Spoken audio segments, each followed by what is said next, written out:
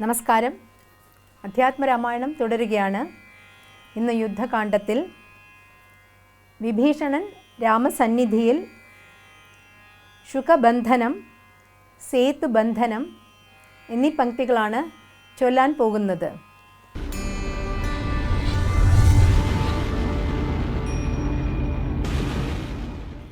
എന്നെ ശരണം ഗമിക്കുന്നവർക്ക് ഞാനെന്നും അഭയം കൊടുക്കും അതിദ്രുതം.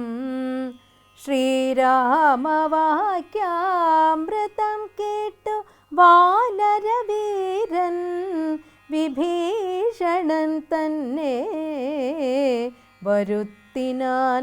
ശ്രീരാമപാദാന്തികെ വീണു സാഷ്ടാംഗമാരൂഢമോദം നമസ്കരിച്ചിടിനാൻ. ഭക്തപ്രിയൻ അരുൾ ചെയ്തു സാദരം ലങ്കാധിപനിവനെന്നഭിഷേകവും ശങ്കാവിഹീനമൻപോടു ചെയ്തിടുക. പങ്കജനേത്രവാക്യം കേട്ടു ലക്ഷ്മണൻ ലങ്കാപുരാധിപത്യാർത്ഥം അഭിഷേകമൻപോട് വാദ്യഘോഷേണ ചെയ്തിടിനാൻ.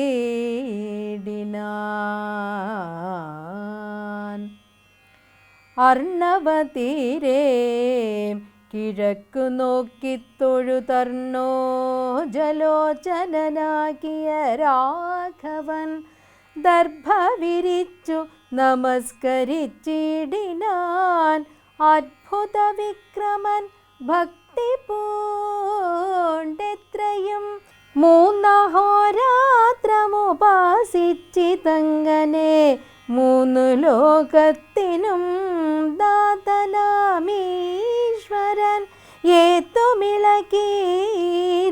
വാരിധിയുമതി ക്രോധേന രക്താന്തനേത്രനാം നാഥനും ഭസ്മമാക്കിടുവൻ വാരാനിധിയെ ഞാൻ. വിസ്മയമെല്ലാവരും കണ്ടു നിൽക്കണം. ഇത്തൻ രഘുവരൻ വാക്കു കേട്ടന്നേരം രാമചന്ദ്രാഭയം ദേഹി മേ സന്തതം. രാമ ലങ്കാമാർഗമാശു ദദാമി തേ. ഇത്തം വണങ്ങി സ്തുതിച്ച വരുണനോടുത്തമ പുരുഷൻ താനുമരുൾ ചെയ്തു. പ്രാജ്ഞനായിടും നളനെ വിളിച്ചുടനാജ്ഞയച്ചേതിതു സേതുബന്ധനേ.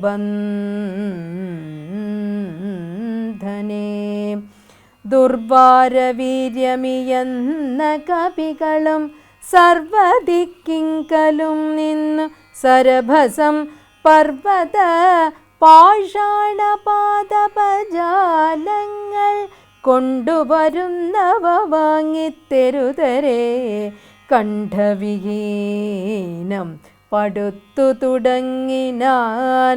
ഇത്തം പടുത്തു തുടങ്ങും വിധോ രാമഭദ്രനാ ദാശരഥി ജഗദീശ്വരൻ രാമേശ്വരമെന്ന നാമമരുൾ ചെയ്തു ശോഭനമായ മുഹൂർത്തേന സംസ്ഥാപ്യ രാജീവലോചനനേവമരുൾ ചെയ്തു.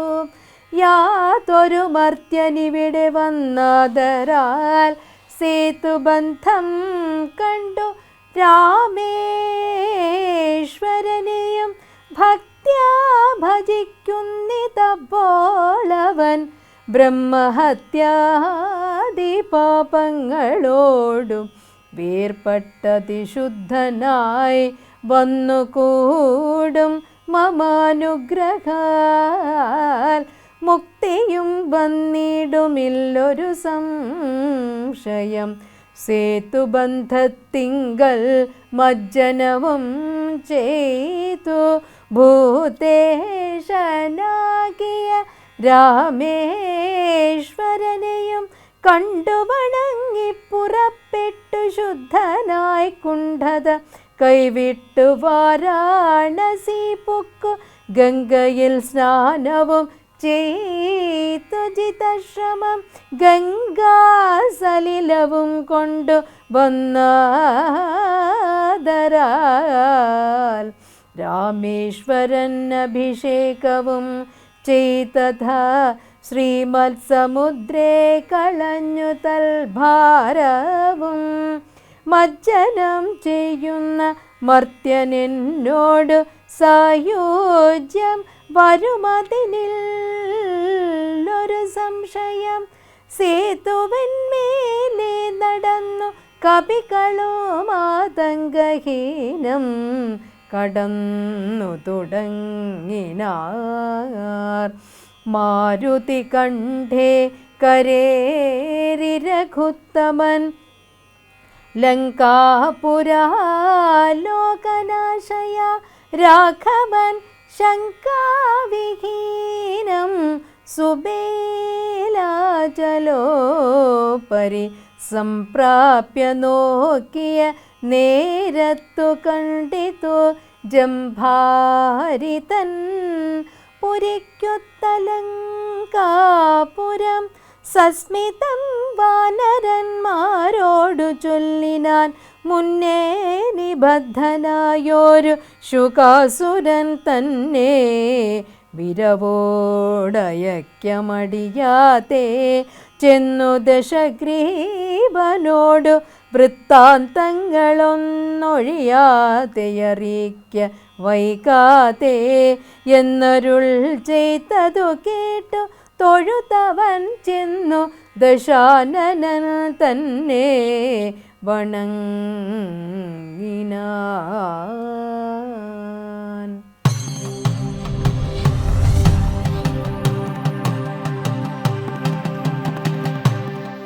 പ്രിയ സജ്ജനങ്ങൾക്ക് ഏവർക്കും രാമായണ മാസത്തിലേക്ക് സ്വാഗതം. ശ്രീരാമചന്ദ്രൻ വിജയിക്കട്ടെ. ബാലിയുടെ നിഗ്രഹത്തിനു ശേഷം കിഷ്കിന്ധയുടെ അധിപനായി മാറിയ സുഗ്രീവൻ സുഖഭോഗങ്ങളിൽ മുഴുകി. കൊടുത്ത വാക്ക് മറന്നുപോയി. കൊടുത്ത വാക്ക് മറക്കാൻ പാടില്ല.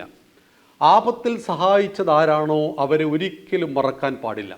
നമ്മൾ പറയാറുണ്ട്, നിങ്ങൾ കൊടുത്ത സഹായങ്ങൾ മറന്നു കളയണം കൊടുത്തപ്പോൾ തന്നെ. എന്നാൽ കിട്ടിയ സഹായങ്ങൾ ഒരിക്കലും മറക്കാൻ പാടില്ല എന്ന്. നിങ്ങൾ ഒരാളെ സേവിക്കുവാൻ കിട്ടുന്ന അവസരമായിട്ടൊരു സഹായത്തെ കരുതിയാൽ അതിങ്ങനെ പറഞ്ഞു നടക്കരുത്. അതിനെ ഓർത്തോർത്ത് അഭിമാനത്തോടു കൂടി വെക്കാനും പാടില്ല. അതപ്പോഴേ മറന്നു കളയാം. എന്നാൽ നമുക്കൊരാപത്ഘട്ടം വന്ന സമയത്ത് ആരാണോ നമ്മളെ സഹായിച്ചത് അതൊരിക്കലും മറക്കാൻ പാടില്ല. ഒരു മലയുടെ മുകളിൽ ഭക്ഷണവും വെള്ളവും കിട്ടാതെ അങ്ങനെ ഇരുന്ന സുഗ്രീവന് ഈ രാജ്യം മുഴുവൻ നേടിക്കൊടുത്ത രാമൻ, ആ രാമനോട് നന്ദി കാണിക്കുന്നതിൽ അല്പം പിറകിലായിപ്പോയി സുഗ്രീവൻ. സുഖഭോഗങ്ങളിൽ മുഴുകി വാനര സ്ത്രീകൾക്കൊപ്പം രമിച്ച് മദ്യപിച്ച് അങ്ങനെ കൂത്താടി ജീവിതം നയിക്കുന്ന നിലവാരമില്ലാത്തൊരു സുഗ്രീവൻ്റെ ചിത്രം നമ്മളിവിടെ കാണുമ്പോഴാണ് ലക്ഷ്മണൻ അങ്ങോട്ട് ചെല്ലേണ്ടി വരുന്നത്. ലക്ഷ്മണൻ പറയുന്നൊരു വാക്കുണ്ട്, എടോ സുഗ്രീവാ, ബാലിയെ കൊന്ന ബാണങ്ങൾ ഇനിയും രാമൻ്റെ കയ്യിൽ ബാക്കിയുണ്ട് എന്ന്. അതൊരു വലിയ സന്ദേശമാണ്. ഒരു ബാണമെടുത്ത് നിന്റെ നെഞ്ചത്തേക്ക് അയക്കുവാൻ ഞങ്ങൾക്ക് അറിയാഞ്ഞിട്ടല്ല, വാക്ക് പാലിക്കണം. ഭയന്നു വിറച്ചു പോയി സുഗ്രീവൻ. അപ്പോൾ തന്നെ വാനരപ്പടയെ നാലായി പകുത്തുകൊണ്ട് തെക്ക് കിഴക്ക് പടിഞ്ഞാറ് വടക്ക് ഭാഗങ്ങളിലേക്ക് ആളുകളെ അയക്കുകയാണ്. സീതാദേവി എവിടെയെങ്കിലും ഉണ്ടെങ്കിൽ കണ്ടെത്തണമെന്ന രീതിയിൽ പിന്നീട് ആവശ്യമില്ലാത്ത കോലാഹലങ്ങൾ തന്നെ സുഗ്രീവൻ ഭയന്നു വിറച്ചു പോയി കടമകളെ ഓർമ്മപ്പെടുത്തേണ്ടി വന്നു. ചില ആളുകൾക്കൊക്കെ അങ്ങനെയാണ്. ഒരു കാര്യം അവരെ ഓർമ്മപ്പെടുത്തുവാൻ ശക്തമായ ഭാഷ പലപ്പോഴും ഉപയോഗിക്കേണ്ടി വരും. എന്നാൽ ഒരിക്കലും അതിന് ഇടയാക്കാതെയാണ് നമ്മൾ ഉടമ്പടികളെ പാലിക്കേണ്ടത്. ഒരു ഉടമ്പടിയാണ് അവിടെ ഉണ്ടാക്കിയത്. സീതാദേവിയെ കണ്ടെത്തുവാനുള്ള സഹായം വേണം. തുടർന്ന് നിന്നെ ഈ ഒരു ചതിയിൽപ്പെടുത്തിയ നിന്റെ ഭാര്യയെ ഇങ്ങനെയൊക്കെ ചെയ്ത ബാലിയെ നിഗ്രഹിക്കുവാനുള്ള കാര്യം എനിക്ക് വിട്ടേക്കൂ എന്ന് പറയുന്ന ആ ഉടമ്പടിക്ക് വിരുദ്ധമായ രീതിയിൽ പ്രവർത്തിച്ചിരിക്കുകയാണ് സുഗ്രീവൻ. അത് ലക്ഷ്മണൻ ഓർമ്മപ്പെടുത്തി. സുഗ്രീവൻ വളരെ അഗ്രസീവായി വളരെ ക്രിയാത്മകമായിട്ട് ഈ രംഗത്തേക്ക് വന്നതോടുകൂടി എല്ലാ ഭാഗത്തു നിന്നും ആളുകൾ പോയപ്പോഴും കൃത്യമായിട്ട് എവിടെയുണ്ട് സീതാദേവി എന്നത് ജടായുവിൻ്റെ സഹോദരനായ സമ്പാദിയിൽ നിന്നാണ് രാമൻ മനസ്സിലാക്കുന്നത്. സമ്പാദി ഒരു പക്ഷി ശ്രേഷ്ഠനാണ്, ജടായുവിൻ്റെ സഹോദരനാണ്. സമ്പാദിയിൽ നിന്ന് രാവണനാണ് ലങ്കയിലേക്ക് സീതാദേവിയെ തട്ടിക്കൊണ്ടുപോയത് എന്ന് കൃത്യമായിട്ട് അറിയുകയാണ് രാമൻ. പിന്നീടുള്ള ചിന്ത സീതാദേവിയെ ലങ്കയിൽ നിന്ന് വീണ്ടെടുക്കണം എന്നുള്ളതായിരുന്നു. അതിനുവേണ്ടി വാനരന്മാരെ ഏൽപ്പിച്ചു. വാനരന്മാർ ഒരു വലിയ സമ്മേളനം വിളിച്ചു ചേർത്തു. ജാംബവാൻ എന്ന വാനരശ്രേഷ്ഠനാണ് ആ ഒരു മീറ്റിംഗ് നയിക്കുന്നത്. അദ്ദേഹം ചോദിച്ചു, 100 യോജന കടൽ ചാടി കിടക്കണം. അതായത് ഭാരതത്തിൽ നിന്ന് ലങ്കയിലേക്കുള്ള ഇപ്പോഴത്തെ കിലോമീറ്ററുമായിട്ട് ഒരിക്കലും അതിനെ കമ്പയർ ചെയ്യരുത്. കാരണം കടൽ വിഴുങ്ങുന്നതും കരയെ വിഴുങ്ങുന്നതുമൊക്കെ സ്വാഭാവികമായ ഒരു കാര്യമാണ്. അപ്പോൾ 10,000-കണക്കിന് വർഷങ്ങൾക്കപ്പുറം ഭാരതവും ശ്രീലങ്കയും തമ്മിലുള്ള ദൂരത്തെക്കുറിച്ച് നമുക്ക് കൃത്യമായിട്ട് അറിയില്ല. രാമായണത്തിൽ പറയുന്നത് 100 യോജന 1000 കിലോമീറ്ററാണ് വ്യത്യാസമുള്ളത് എന്നായിരുന്നു. അപ്പോൾ പറഞ്ഞു, ഈ 100 യോജന കടൽ ചാടിക്കടന്ന് മുദ്രമോതിരം, രാമൻ നൽകുന്ന മുദ്രമോതിരം സീതാദേവിയെ കണ്ടെത്തി ഏൽപ്പിച്ച് സീതയിൽ നിന്ന് ഒരടയാളം ഇങ്ങോട്ട് വാങ്ങിയിട്ട് തിരിച്ച് ഇവിടെ വന്ന് രാമനെ ബോധിപ്പിക്കണം. ആർക്ക് കഴിയും? അപ്പോൾ ഒരാൾ പറഞ്ഞു, ഞാൻ 30 യോജന ചാടും, പ്രയോജനമില്ല. മറ്റൊരാൾ പറഞ്ഞു, ഞാൻ 50 യോജന ചാടും.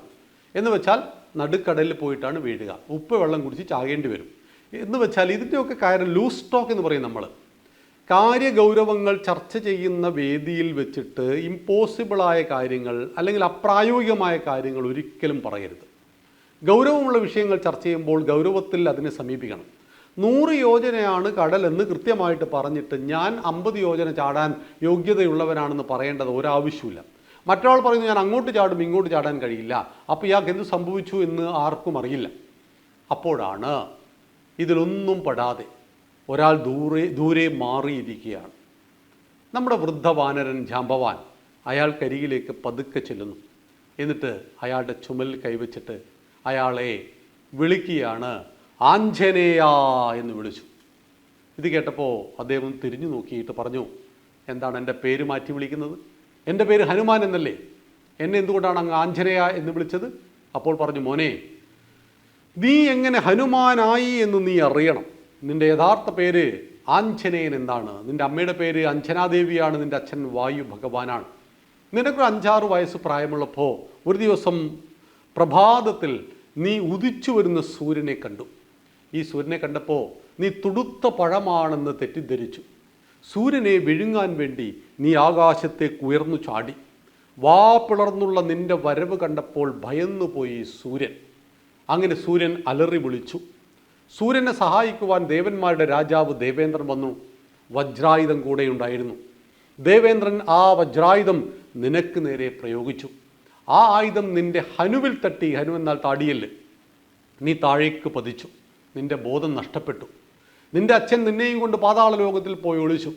വായു ഭഗവാൻ പോയതോടുകൂടി ലോകത്തിന് ശ്വാസം മുട്ടി തുടങ്ങി. അങ്ങനെ ലോകത്തിലെല്ലാ ദേവന്മാരും നിനക്ക് ചുറ്റും അണിനിരന്നു.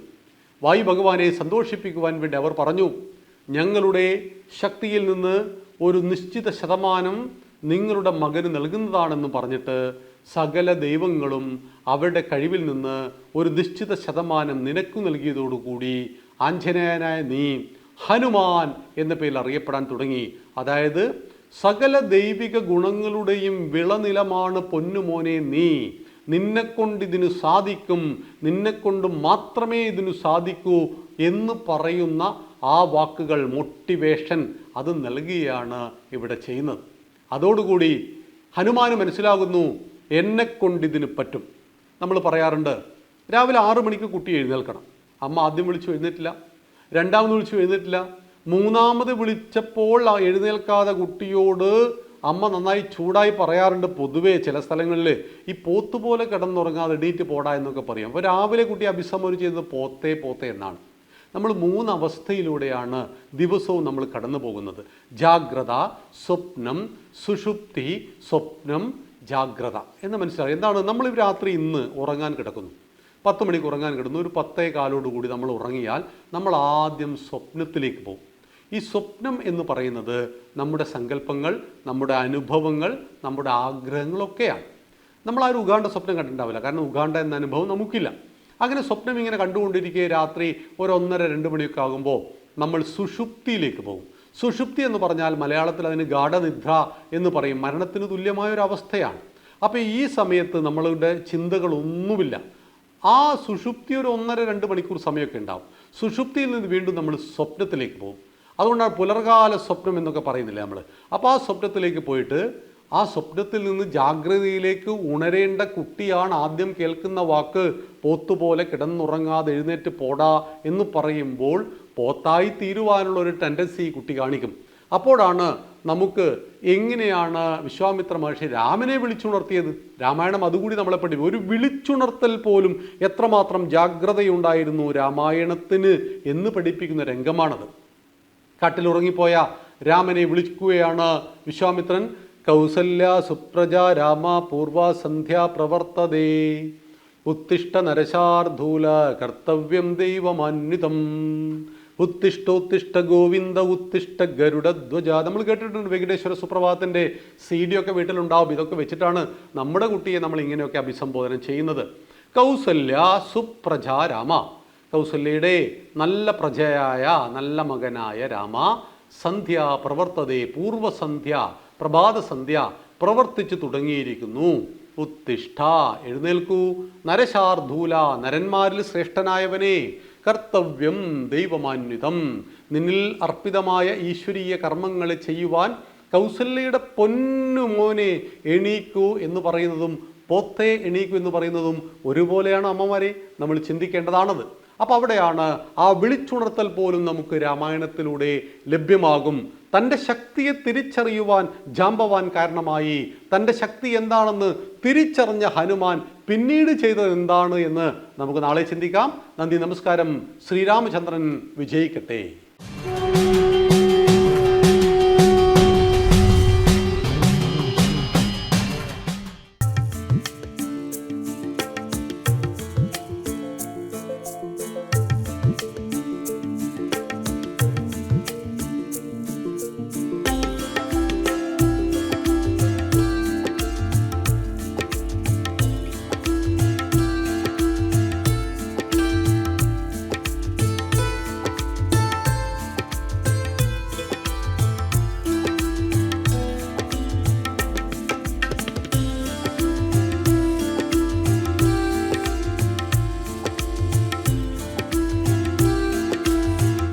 തലസ്ഥാനത്തെ അനന്തപുരിയിലെ ഒരു പ്രധാനപ്പെട്ട ശ്രീരാമക്ഷേത്രത്തിൻ്റെ വിശേഷങ്ങളാണ് ഇന്ന് നമ്മൾ പങ്കുവയ്ക്കുന്നത്.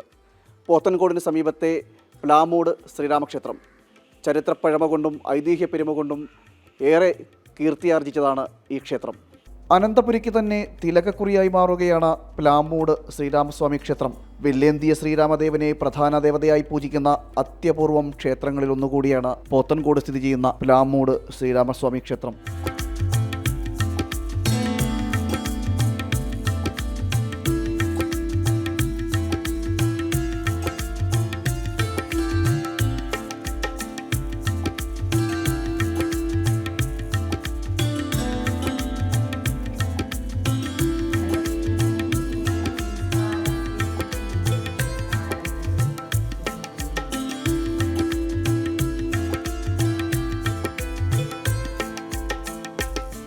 പഞ്ചലോഹത്തിൽ തീർത്ത വിഗ്രഹവും കേരളീയ വാസ്തുവിദ്യയുടെ ചാരുതയിൽ നിർമ്മിച്ച ശ്രീകോവിലും ക്ഷേത്രത്തിൻ്റെ പ്രധാന ആകർഷണീയതയാണ്.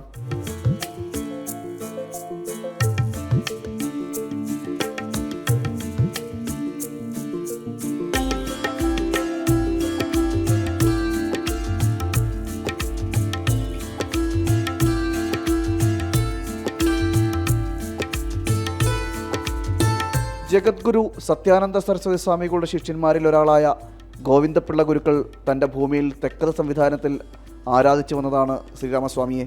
ഗോവിന്ദപിള്ള ഗുരുക്കളുടെ കാലശേഷം പിൻതലമുറക്കാരും പ്രാദേശികരായ ഭക്തസംഘവും ചേർന്ന് ക്ഷേത്രത്തെ എന്നീ കാണുന്ന നിലയിലേക്ക് എത്തിച്ചു.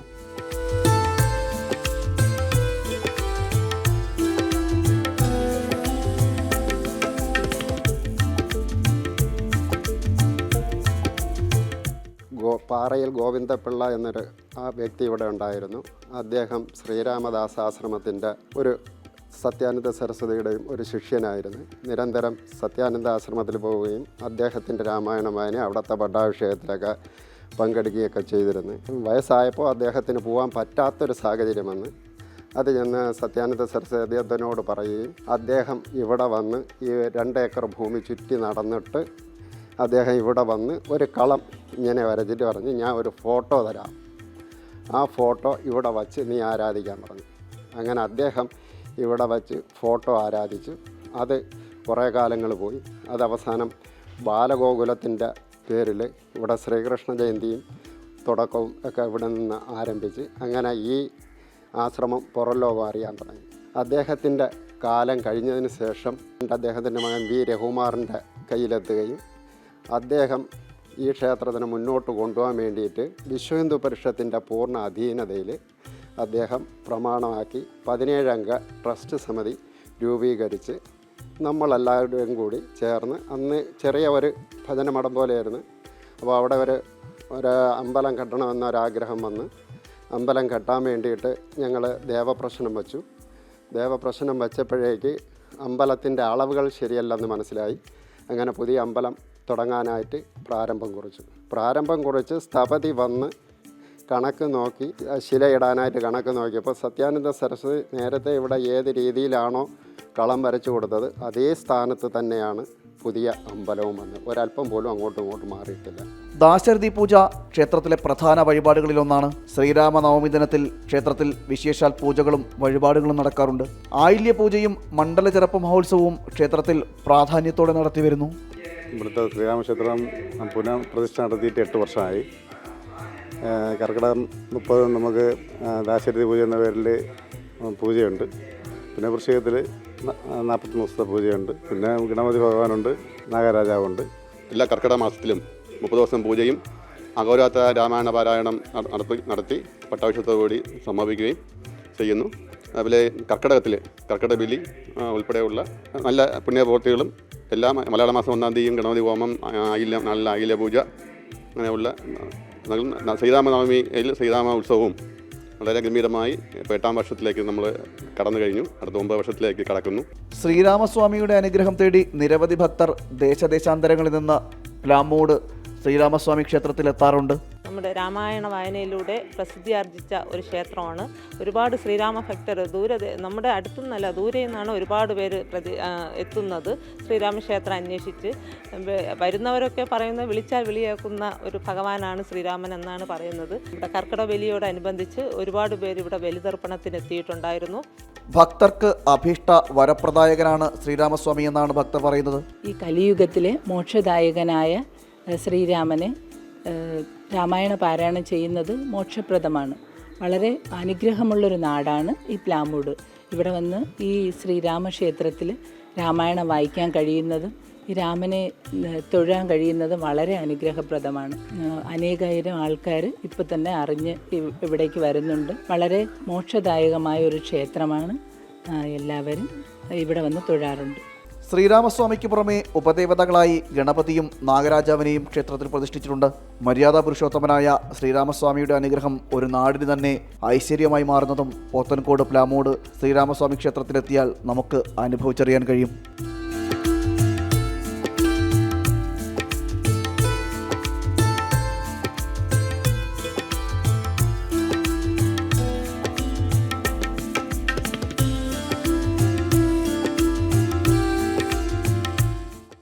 ഒരു തെക്കത്ത് സമ്പ്രദായത്തിലാണ് പ്ലാമൂട് ശ്രീരാമക്ഷേത്രം ആദ്യം ആരംഭിക്കുന്നത്. പിന്നീടാണ് പ്രതിഷ്ഠ നടത്തി ശ്രീരാമക്ഷേത്രത്തിലേക്ക് വരികയും ഒരു മഹാക്ഷേത്രത്തിലേക്കുള്ളൊരു വളർച്ചയിലേക്ക് പോയിക്കൊണ്ടിരിക്കുന്നത്. ഭക്തരുടെ എല്ലാം വലിയ സാന്നിധ്യവും ഉണ്ട്. രാമായണ മാസക്കാലത്ത് മാത്രമല്ല, എല്ലാ കാലത്തും രാമമന്ത്ര മുഖരിതമാണ് പ്ലാമൂട് ശ്രീരാമക്ഷേത്രം.